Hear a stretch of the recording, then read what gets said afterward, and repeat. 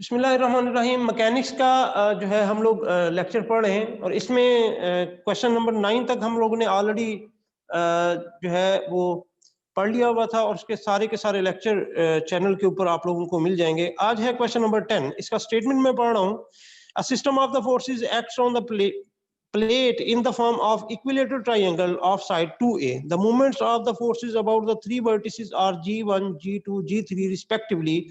Find the magnitude of the resultant. हम लोगों ने रिजल्टेंट का मैग्नीट्यूड लिया। तो क्वेश्चन नंबर 10 है, हम लोगों ने इक्विलेटरल ट्रायंगल ऑलरेडी ड्रा किया हुआ है।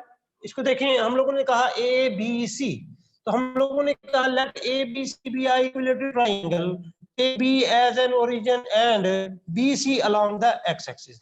हम लोगों ने कहा let P Q and R are the three forces acting on the body shown as it in the figure. ये हम लोगों ने पी अलोंग बी सी कर दिया, क्यू अलोंग सी ए कर दिया और आर अलोंग ए बी कर दिया। हम लोगों ने तीन फोर्सेस को अप्लाई कर दिया। फिर हम लोगों को ऑलरेडी उसने मूवमेंट दिया हुआ है, ठीक है बेटा। तो हम लोगों ने G1 लिया अबाउट ए, G1 लिया अबाउट ए। आप देखें आर भी ऐसे गुजर रही है, क्यू भी ऐसे गुजर रही है, तो हमारे पास मूवमेंट का फार्मूला होता है force multiply by it's distance. तो इन दोनों का डिस्टेंस ए से 0 है, इसकी वजह से इसका मूवमेंट नहीं आएगा। तो G1 में आप लोगों के पास P multiply by A D आ जाएगा। मैंने यहाँ एक पॉइंट लिया था ए डी, तो इसको इस तरह मान के A P divided by A D divided by perpendicular over hypotenuse. ये अगर हम लोग ए बी और डी ले लेते तो परपेंडिकुलर ओवर हाइपोटेन्यूज अगर हम लोग लें तो A D divided by 2 sin 60 और ए डी की वैल्यू आ गई 2a sin 60। तो हम लोगों ने G1 जो लेना था वो P multiply by A D आ गया प्लस क्यू। क्यू का डिस्टेंस क्योंकि 0 है ए से, इस वजह से हम लोगों ने 0 लगा दिया, और आर का डिस्टेंस है वो भी 0 है तो 0 लगा दिया। तो P डॉट 2a sin 60 हमारे पास आ गया, और 2a P sin 60 हमारे पास हम जानते हैं √3 डिवाइडेड बाय 2 होता है। 2 से कैंसिल हो जाएगा और इसकी वैल्यू आ जाएगी P √3 डिवाइडेड बाय a। ये मैंने ऊपर लिखी हुई है।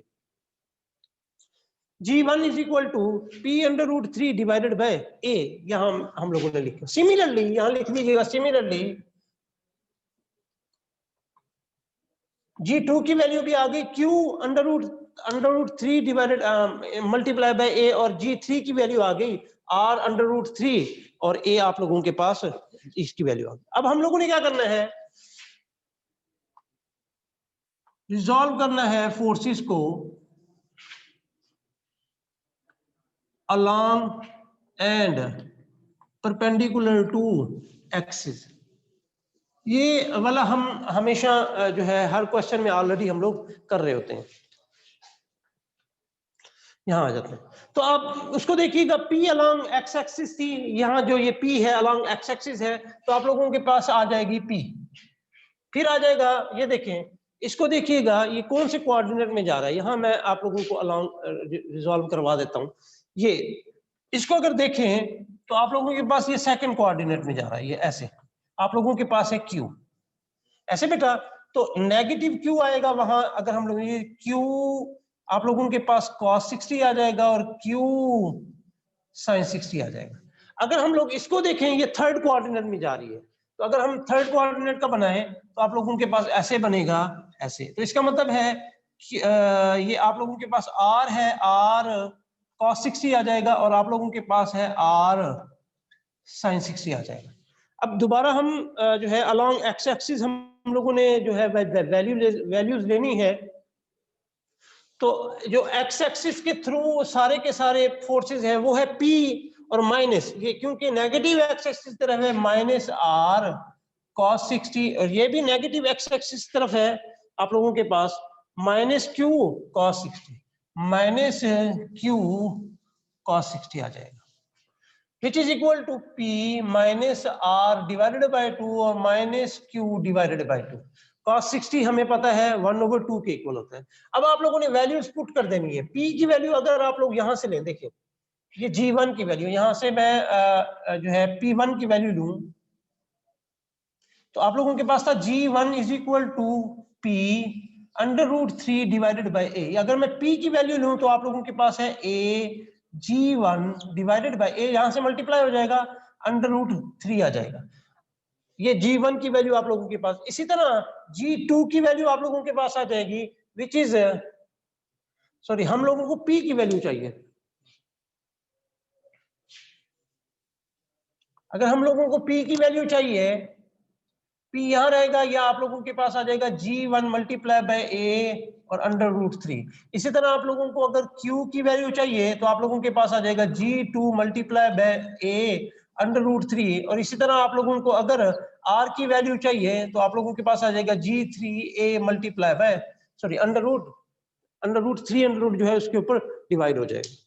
ये तीन वैल्यू अगर जहन में रखिएगा। अगर हम लोगों ने अब इसको आगे बढ़ाना है तो फिर P की वैल्यू अगर पुट करें तो आप लोगों के पास है G1A डिवाइडेड बाय √3 और minus R divided by sorry R की वैल्यू अगर आप लोग पुट करें तो R की वैल्यू आप लोगों के पास है G3A और √3 और ये देखिएगा ये 2 आप लोगों के पास है तो 2 √3 आप लोगों के पास आ जाएगा।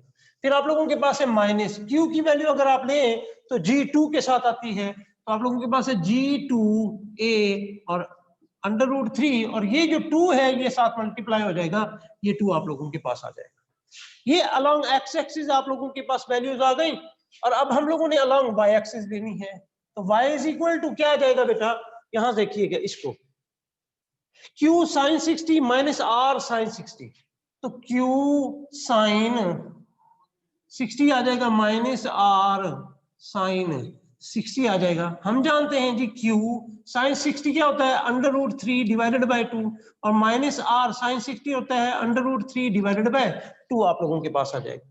अब आप लोगों ने Q की वैल्यू पुट कर देनी है, ये देखिए तो आप लोगों के पास Q की वैल्यू है जी G2A √3 और इसके साथ मल्टीप्लाई हो रहा है √3 डिवाइडेड बाय 2 माइनस R की वैल्यू अगर आप लोग देखें तो R की वैल्यू थी G3 तो आप लोगों के पास है G3A √3 तो आप लोगों ने इसके साथ मल्टीप्लाई हो रहा है √3 और डिवाइडेड बाय 2A √3 आपस में कैंसिल हो जाएगा तो आप लोगों के पास वैल्यू बचेंगी G2A डिवाइडेड बाय 2 और माइनस G3A और डिवाइडेड बाय 2।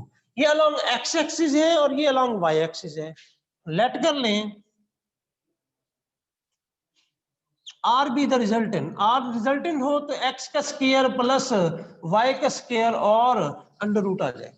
अब आप लोगों ने सिंपली इसको सॉल्व करना है, x की वैल्यू पुट कर दीजिएगा, वो ये देखें सारे के सारी x की वैल्यू ये है तो आप लोगों के पास आ जाएगा, देखिए वहां से जो चीज कॉमन आती है मैं वो ले लेता हूं यहां से 1/2 √3, ठीक है बेटा, मैंने ये कॉमन लिया तो ये देखें इसके साथ 2 नहीं है तो इसका मतलब है 2 यहां मल्टीप्लाई हो जाएगा तो आप लोगों के पास आ जाएगा 2G1 minus sorry 2G1A minus G3A और माइनस G2A, ये आप लोगों के पास आ जाएगा और इसका हम लोगों ने लेना है स्क्वायर, ये स्क्वायर ले लिया और प्लस अब y की वैल्यू आप लोगों के पास है वो है 1/2, दोनों में है कॉमन आ जाएगा और G2.A माइनस G3.A और आप लोगों के पास स्क्वायर है